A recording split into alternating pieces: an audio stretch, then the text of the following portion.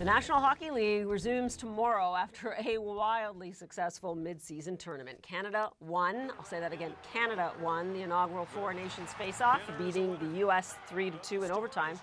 Superstar Connor McDavid scored the winning goal in a game laced with political overtones. Oh, Canada, terre nostarieux. Even the national anthems were charged. Some fans in Boston booed "O Canada" last night, and the U.S. anthem has been booed in rinks right across Canada in recent weeks. When teams played last week, three fights, think about this, broke out in the first 9 seconds. More than 10 million people in North America were watching that game. That's the most viewers for a non-Stanley Cup final since 2014.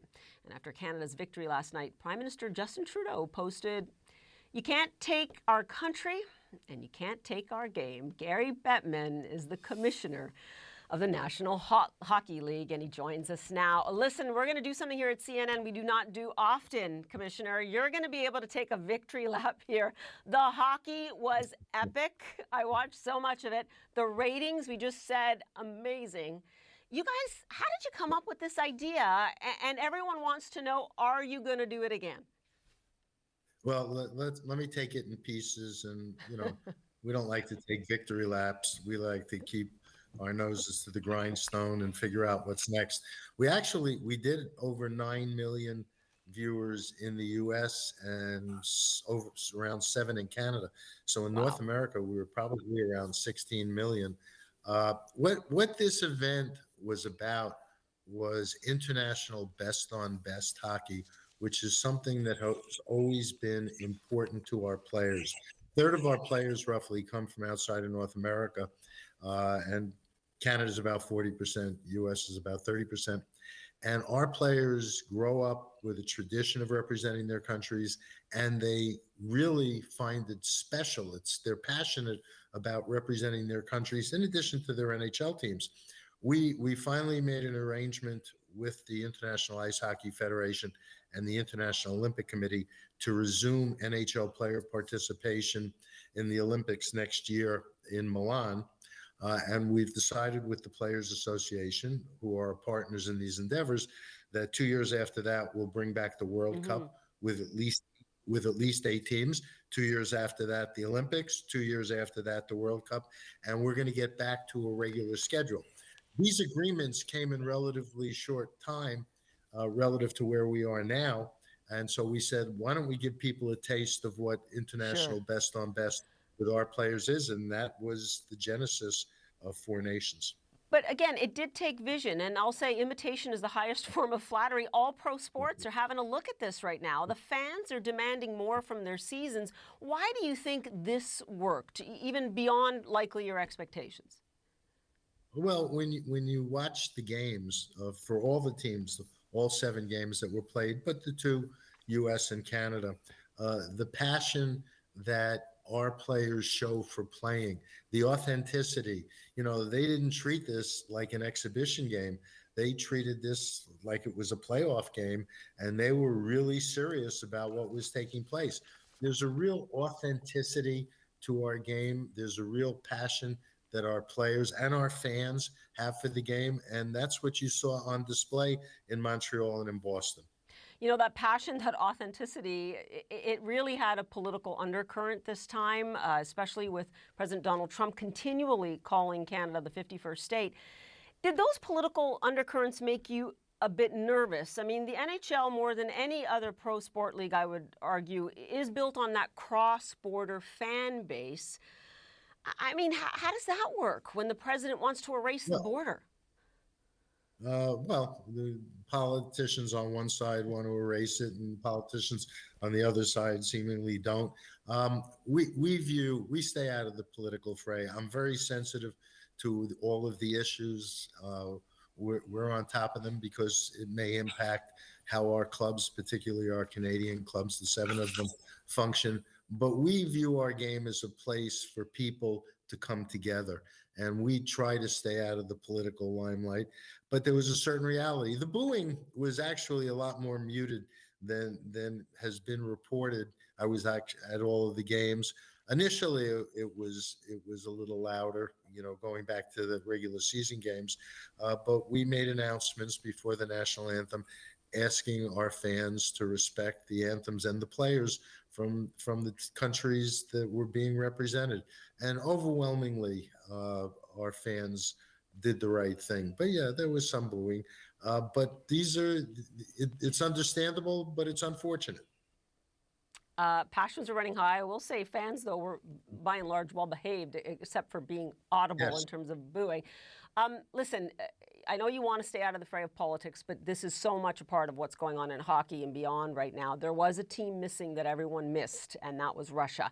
When can you where do you take the cue from that about when Russia will be back into international competition? Even, I know you're saying these deals were made obviously with world bodies, with the Olympic Committee. Do you have any say in that, or do you just have to wait for this to sort itself out geopolitically? We don't have a definitive say, and in fact, the IIHF 2 weeks ago decided to continue the ban on Russian teams in international ice hockey competitions at all levels, the World Championship, the World Juniors, etc. And the IOC has to make a decision in the next few weeks as to whether or not they're going to let Russia participate in the Olympics. All we can do is take the lead from them. They haven't been asking our opinions.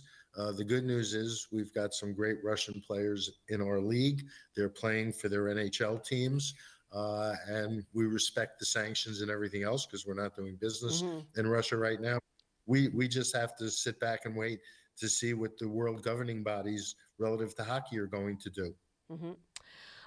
Listen, as a former hockey mom, I'm going to ask you about this now. So on Saturday night, I was watching in a family atmosphere like everyone else. 3 fights, 9 seconds, whatever the heck it was. The men in the room, I will tell you, Commissioner Bettman, loved it. The women in the room were appalled and kept wanting it to stop.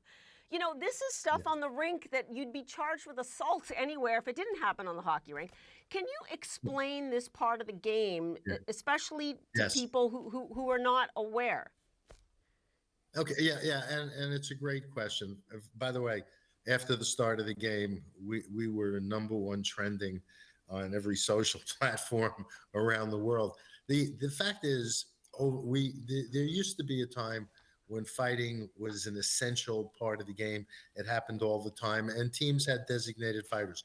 We don't have that. Our game now is about speed and skill, and over 80% of our games don't have a fight in them. When fights emerge, it's really in the heat of the moment and in the passion of the moment.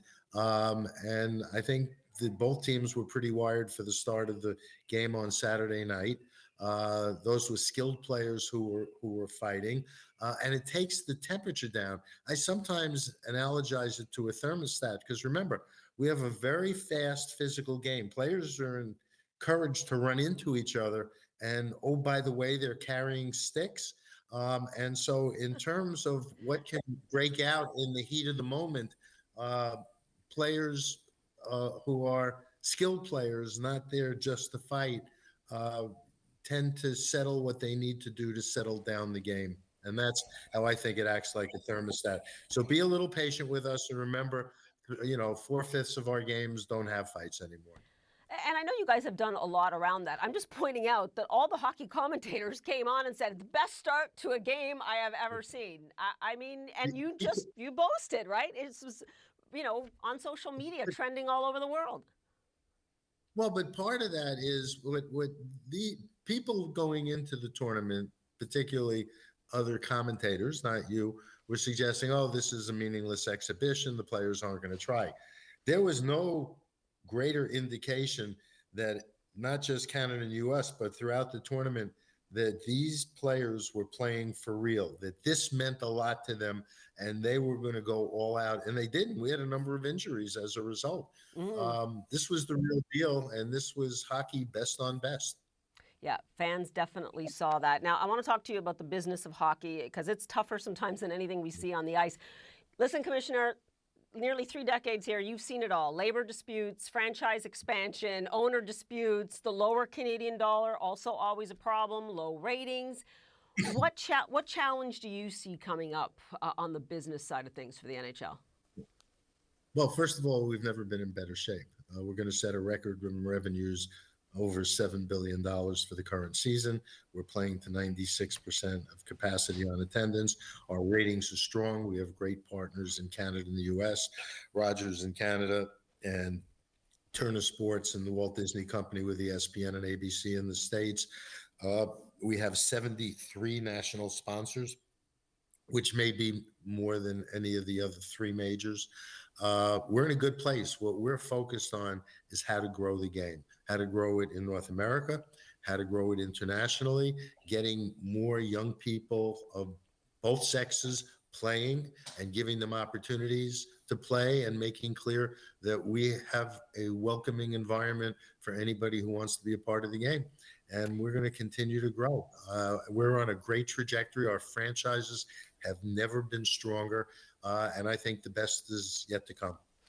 And I'm happy that you mentioned the growth of the women's game, and it is certainly growing at an impressive level. Commissioner Gary Bettman, I do note that you did take your victory lap because you corrected us on how good your ratings actually were.